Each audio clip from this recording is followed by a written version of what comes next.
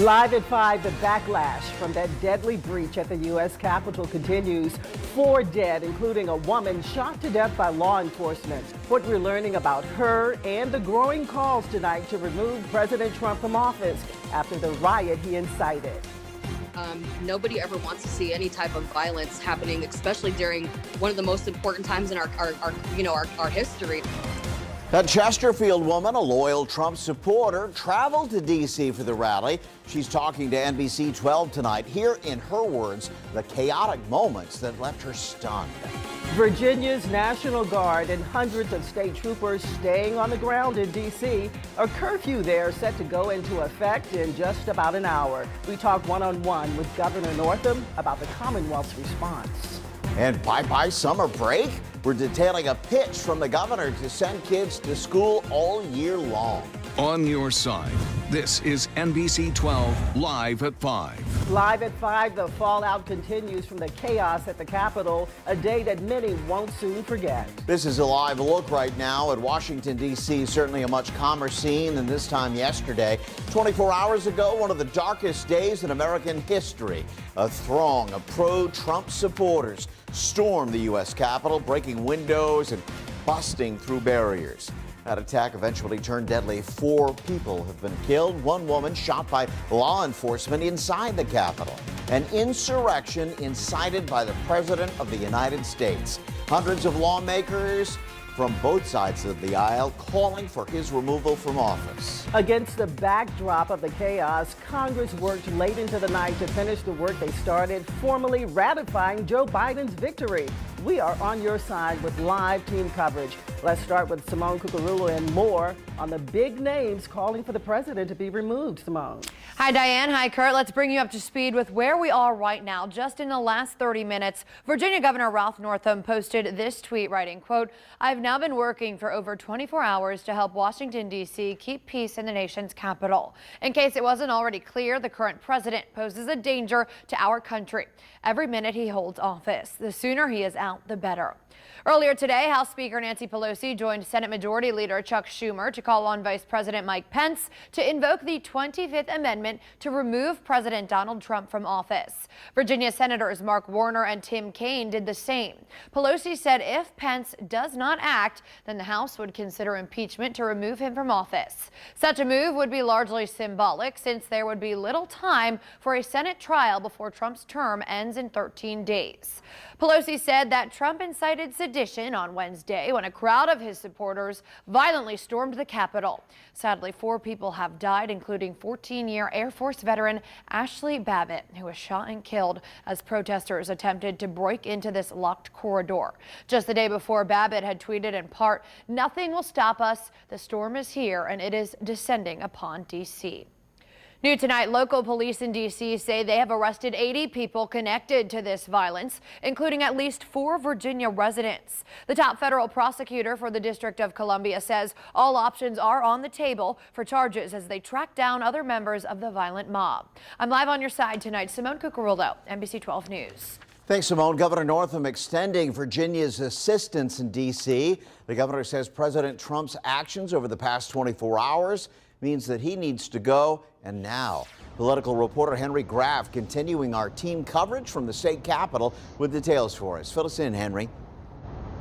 Kirk, good evening. Yeah, Governor Northam now saying that hundreds of Virginia state troopers and National Guardsmen will remain on duty in Washington, D.C. until at least January 20th, which is Inauguration Day. We're also getting a little bit more color about what went on behind the scenes as this response came forward quickly after yesterday's COVID-19 briefing. The governor began communicating with the mayor of Washington, D.C., as well as members of Virginia's congressional party. Now, the governor says D.C.'s mayor told him her request to activate National Guard members in D.C. had been denied. So Northam sent 200 state troopers and the state's National Guard up to D.C.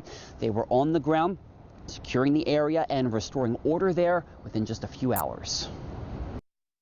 An armed insurrection of the Capitol is just something that none of us should accept, whether we're Republicans, Democrats, Independents. We're Americans, and that's one of the most sacred features of our democracy, our national capital. And so what happened yesterday, I really think is a disgrace for this country, and actions need to be taken.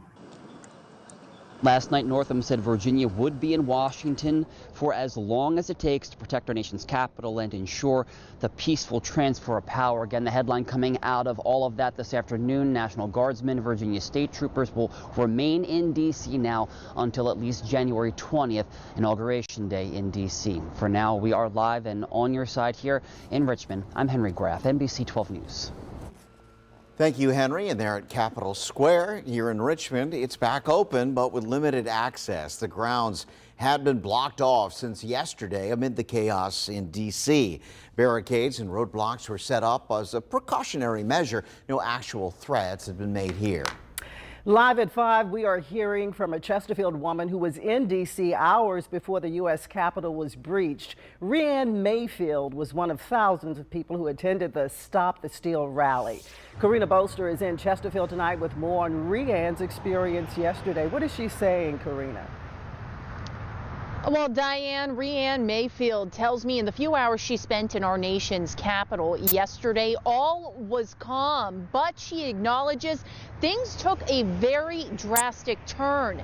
Now, she tells me she traveled to D.C. to show her support for President Trump and stand with thousands of others who contest the outcome of the 2020 election. During the rally yesterday morning, Mayfield says there was no indication of any sort of violence unfolding. But she and her son did decide to leave as the group headed towards the U.S. Capitol, where Congress had gathered to read the electoral votes. From there, the images she saw unfold on our station left her stunned. Nobody ever wants to see any type of violence happening, especially during one of the most important times in our history, our country. So it was very, like I said, very surprising that there was any type of attack. It's not like the Trump supporters. Now, at this time, the FBI is working to identify the people who breached the Capitol and the interior offices. Authorities have not said whether they are linked to outside groups, but Mayfield believes not all of them may have been supporters of President Trump. Now, ahead at 6, you'll hear more from Mayfield about how she describes what unfolded yesterday afternoon. Live at 5 in Chesterfield, Karina Bolster, NBC 12 News. Thanks, Karina. Tonight, President Trump in Facebook jail indefinitely. CEO Mark Zuckerberg announced today the president is banned from posting on both Facebook and Instagram until at least after the inauguration. He said the risk of allowing the president to continue to post during this time simply too great. Twitter also suspended the president for 12 hours yesterday. And with social media sites blocking the president, the First Amendment seemingly comes into play. Or does it? A political science professor at VCU says this is not a violation of freedom of speech. They are private sector, if you will, companies that have wide latitude to decide who they allow to speak on those platforms. Okay, because again, the real quick distinction here is just because President Trump is banned from those platforms doesn't mean he's banned from speaking. It's not the government that is banning Donald Trump from speaking. It is private sector companies that have given others a platform. Dr. John Augenbo says freedom of speech means you cannot be prosecuted for your words, and private companies reserve the right to censor users. And of course, our coverage of the chaos at the Capitol continues in our next half hour. And you can get constant updates even when we're not on air. Just download the free NBC 12 News app. Live at 5, a chilly winter day across RVA. This is a look at Richmond's Bird Park as people enjoyed the crisp air today. And looking at this, it's hard to believe that VDOT started pre-treating roads just south of Richmond today. That is amazing. And that's because even colder weather is on the way, and some of us might see some snow tomorrow. Hope it's not us. First Alert meteorologist Jim Duncan is here to tell us whether or not it is us. Well, Jim. Diane, we can hope all we want, right? You know the answer. And I know the answer. We have basically, well, may see a few snow showers, the rain showers here in Richmond, but better chances to the south. That's why they're pre-treating the roads. There you can see the satellite picture, the cloud picture rather, this afternoon. Clouds kind of building from the west-southwest.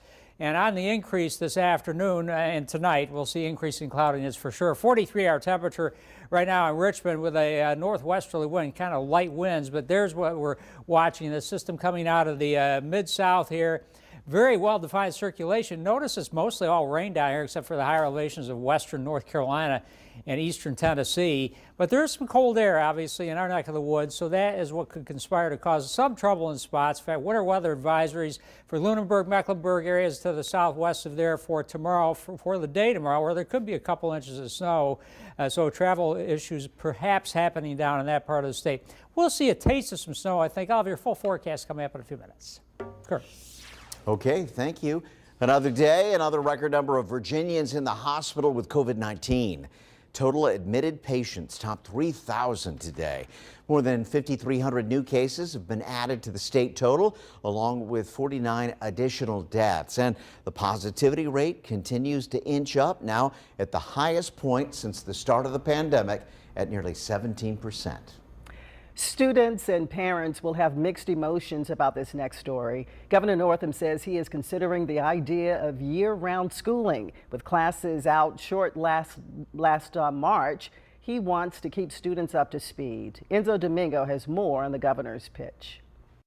The idea of year-round schooling may not actually bring an end to summer break. We don't have too many details just yet, but the governor did mention perhaps adding some summer days to this school year. In his briefing on Wednesday, the governor mentioned that he wants to get students and teachers back to school, but in a safe and responsible way. He mentioned that students and families have suffered from COVID-19, adding that he's toying with the idea of year-round learning, starting with the 2021-2022 school year. For now, he mentioned adding an increased number of days this summer to help students catch up. A lot of good work is going on in that regard. Again, the bottom line, we want to get our children back in school. We want to do it safely and responsibly, and I'll have more to say. The Department of Education, our Secretary of Education, our Superintendent of Public Instruction, a lot of effort has gone into this. Now, in addition, he mentioned that teachers will be top priority in terms of COVID vaccinations. And coming up at 6 o'clock, you'll hear from Richmond Public School Superintendent Jason Camrus on what's going on behind the scenes to possibly implement this idea. On your side in Richmond, Enzo Domingo, NBC 12. Two grieving families sharing their stories tonight of tragedy. Both of their loved ones committed suicide inside a Hanover shooting range in separate incidents just days apart. Hear what they say needs to change in hopes of preventing other families from going through the same thing. Plus, crossing the street outside a crosswalk is about to become more common in the Commonwealth. The new law just passed in Virginia. Within 5 days, two young men who didn't know one another each took their lives at the same shooting range in Hanover County. Both had also been committed to mental health institutions multiple times before. But as On Your Side investigator Kelly Avellino explains, after filling out a form, the firearms were rented and put into the hands of two mentally unstable people. It's something their families are now fighting to make sure never happens again. Green Top shooting range behind me didn't break any laws. You see, the men weren't buying the weapons. That would have required a background check, which neither should have passed. They were renting the firearms. And in the U.S., you don't need a background check to rent a weapon. He texted me, "I love you very, very much." And then 43 minutes later, he killed himself. A loophole exists. They sat at my dining room table and told me that Aaron had committed suicide. And I said, "A gun range? How is he getting a gun? He's got paranoid schizophrenia." He's the embodiment of a stoic young man. Came to us one day and just said, "Hey, I'm joining the Marine Corps." And, I was very proud, to have my son kind of following my footsteps. At 21 years old, John Christian Carroll's life awaited.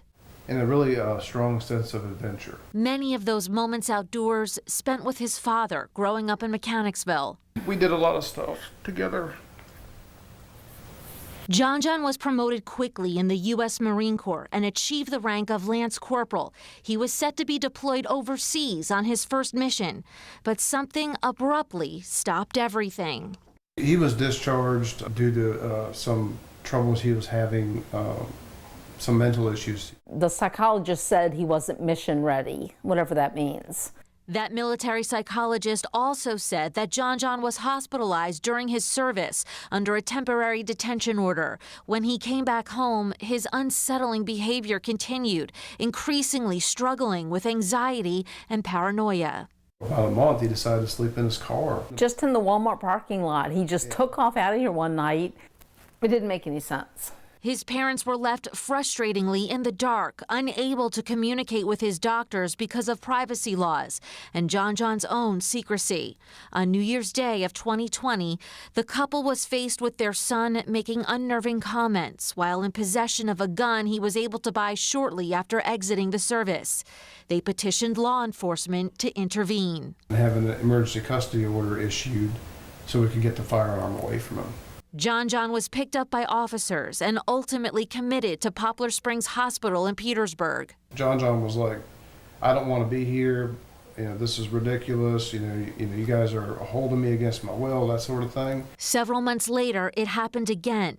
This time, he was involuntarily committed at Central State Hospital after a suicide attempt with a bathroom razor. They came here, they subdued him and took him in. According to Virginia state law, a person loses their right to possess a weapon once they've been involuntarily committed to a hospital for mental health issues. Someone like 27-year-old Aaron Prude, who's battled paranoid schizophrenia since he was a teenager, is not allowed to handle a firearm. He was an excellent student. He made straight A's up until his diagnosis. A life-altering psychotic break at 17 years old.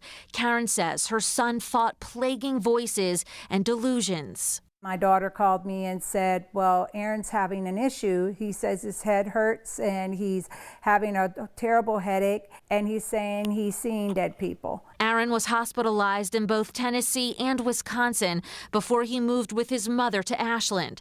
Doctors told her her youngest child's outlook for normal life was bleak.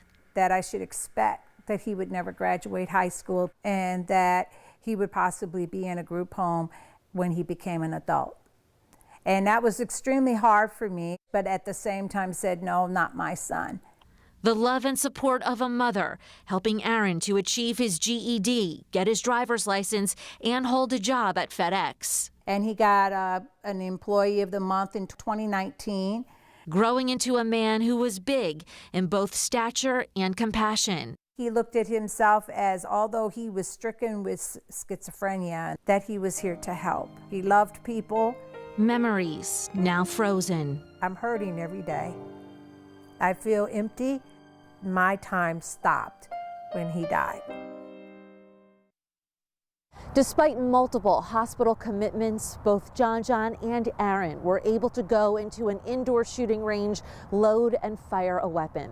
Now, I did reach out to the owners of Green Top. They responded with a statement that reads in part, everyone at Green Top has been affected by the tragic events that occurred in July of 2020. Once again, we want to express our condolences to the families of the individuals who died, as well as to express concern and support for our customers and team members who may have been affected by these tragic incidents. The safety of our customers is of utmost importance to us.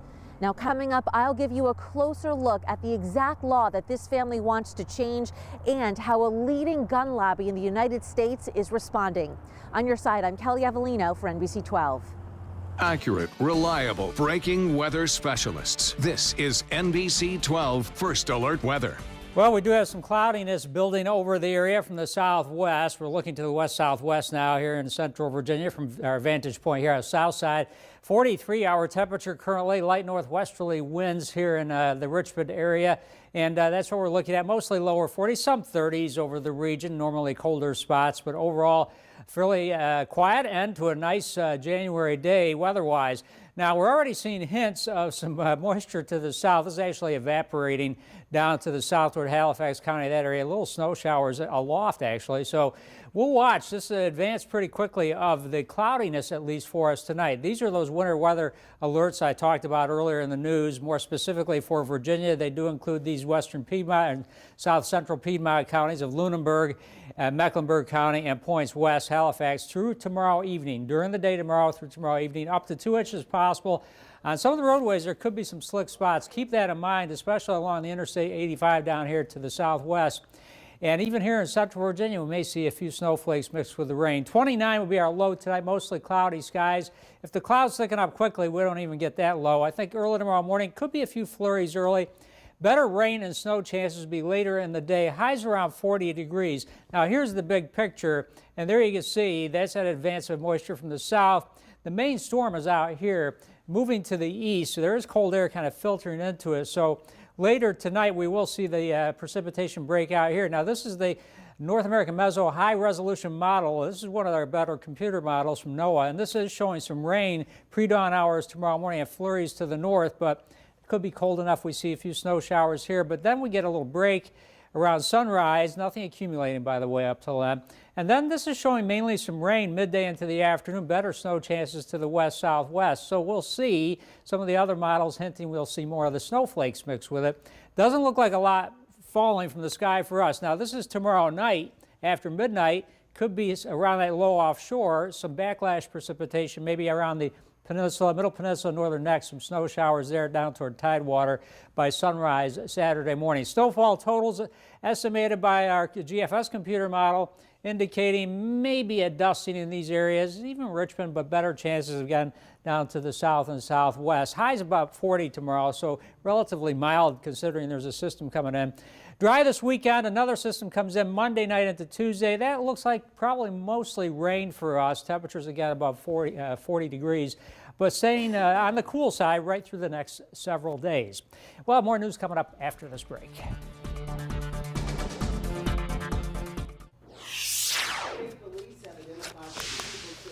State police have identified the 2 people killed in a rollover crash in Caroline County. Troopers say 50-year-old Jason Williams was driving this SUV on Route 301 Tuesday when he tried to pass a vehicle in a no-passing zone. We're told he swerved to miss traffic, struck a tree, and then flipped. Williams, along with a passenger, 55-year-old Wendy Terrell, died at the scene. Both were from Maryland.